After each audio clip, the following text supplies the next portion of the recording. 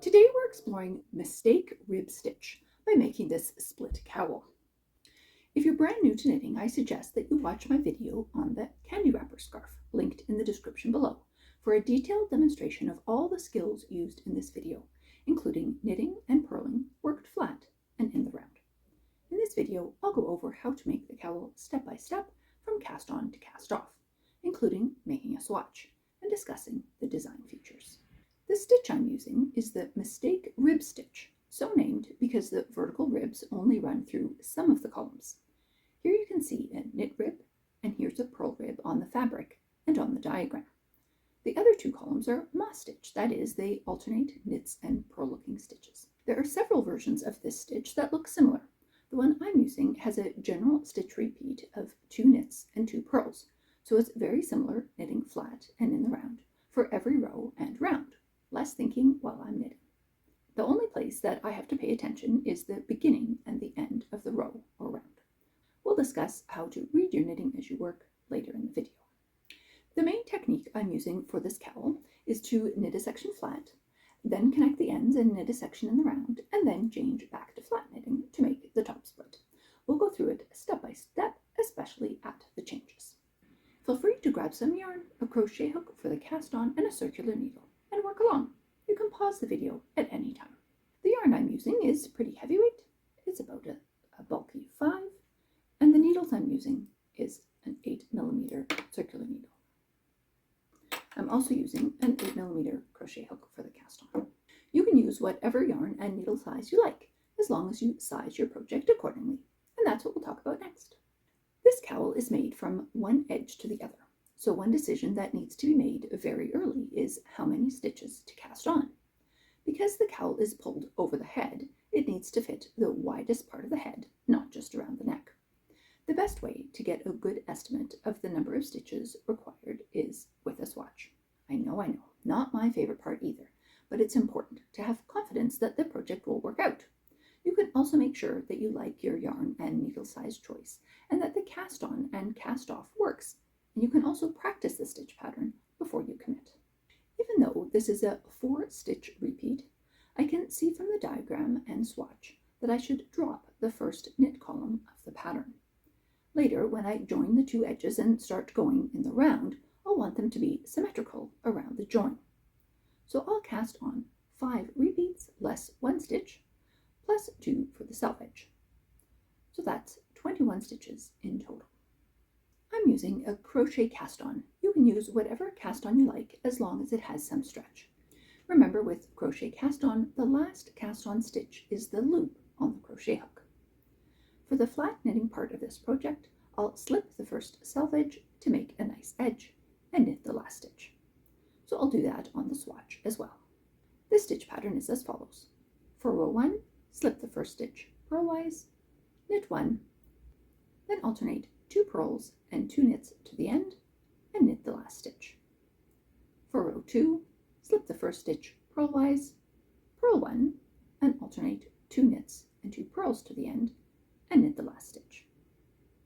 After a few rows, you can check your knitting by making sure that you have 2 knits and 2 purls on your needles, that the knit-looking column and purl-looking columns are unbroken, and that the other 2 columns alternate knits and purls.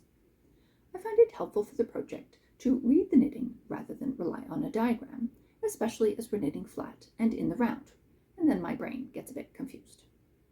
Once you have a swatch, you can work out how many stitches you'll need for the project. The fabric is stretchy and you don't want it too loose, so underestimating is better than overestimating for this project. Here's the way I do the math. If you have a way that works for you, of course that's fine too. Stitches on the top, length on the bottom, swatch on the left, and project on the right. On the swatch, 12 stitches is 12 centimeters. I prefer to use a whole number of stitches on the swatch and then measure, rather than estimate how many parts of the stitches are in 10 centimeters exactly. Based on my head measurement, I want the cowl to be about 55 centimeters around. Multiply both sides by 55 so that all the numbers are on one side. So 55 stitches for the project. Because this is a cowl, I often measure the swatch in different ways. For example, if I take it off the needles and stretch it out, Then 12 stitches is 15 centimeters. Now it's about 44 stitches for the project. The exact gauge is not critical for cowls, so I'll take the middle, somewhere between 44 and 55. Just like the swatch, I'll cast on a multiple 4 stitches less 1 to make it symmetrical, plus 2 for the self edges. For me, I've decided on 12 multiples of 4 less 1 plus 2 self edges is 49 stitches. Okay, let's get started. I'll use a crochet cast on, which is a bit stretchy. Cast on the number of stitches that you estimated based on your swatch. The last stitch is the loop on the crochet hook, yarn in front. Knit a section flat. I have slipped the first stitch purlwise to make a nice selvage. I check that my knitting on the needle is 2 knits and 2 purls. I use the diagram to help for the first few rows, and after that I read my knitting by making sure that the knit and purl columns continue unbroken and that the other columns alternate knits and purls. You can choose how big to make this section. Mine is about 10 centimeters. End on row 1 and then turn the work. Now join the end to the beginning in a running change to circular knitting. I will merge the 2 self edges to create a knit rib column. By ending on row 1, the knit column will be nicely in the pattern. Fold the left end forward with a working yarn on the back or the right needle. Find the middle of the cord and pull it out and push the needles onto the stitches. Now adjust the cord and check that the working yarn comes from the top and not the back. I've tried several methods for the merge. The one that I like the best is as follows. Slip the first stitch of the round purlwise with yarn in the back, which I'll call the left selvage stitch. Knit in pattern, which for this round starts with purl 2, alternates with knit 2, and ends with knit 1, the last stitch right before the right selvage stitch. Slip the selvage stitch to the left needle so they can be worked together. Slip 1 knitwise to change the orientation, and then both selvage stitches through the back loop. The right selvage stitch starts the knit rib and the left selvage stitch is decreased and sits under it. I like this method because it also pulls up the left side of the split so they're more even. Now knit a section in the round, making sure to stay in pattern by reading your knitting. This includes maintaining the knit and purl ribs and the 2 knit, 2 purl pattern. Even rounds are knit 2, which starts with the old selvage stitches, purl 2 around. Odd rounds are knit 1, repeat purl 2, knit 2, and end with purl 2 and then knit 1. At the join, the pattern has a slight adjustment. Here's a diagram if that helps. Round 1 starts here and ends just before round 2 starts. You can see that the moss columns around the new knit rib makes a cross rather than alternate sides. I like this effect in the front of the cowl. You can choose how big to make this section. Mine is about 10 centimeters. The last round before the split should be an even round. In order to reinforce the split, slip the first stitch, which is the knit rib, with yarn and back, and then finish that last round as per normal. For the split, again I tried several methods. The one I like the best is as follows. To create the right selvage, we need to increase, and I'll increase by knitting into the next stitch of the round, making sure to also catch the yarn in the back.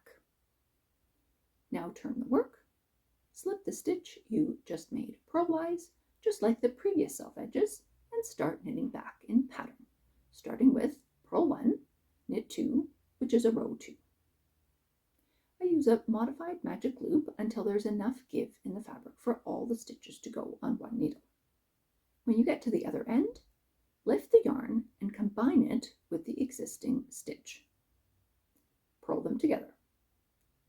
When you start knitting back, slip this first stitch knitwise with yarn in back.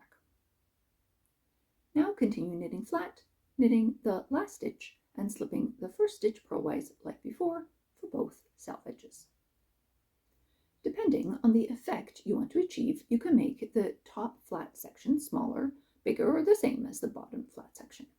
For my cowl, I have made mine the same, so I can turn down the top edge of the cowl. Remember that the cast off adds a row. Cast off using a slightly stretchy cast off. I'm working the next stitch in pattern.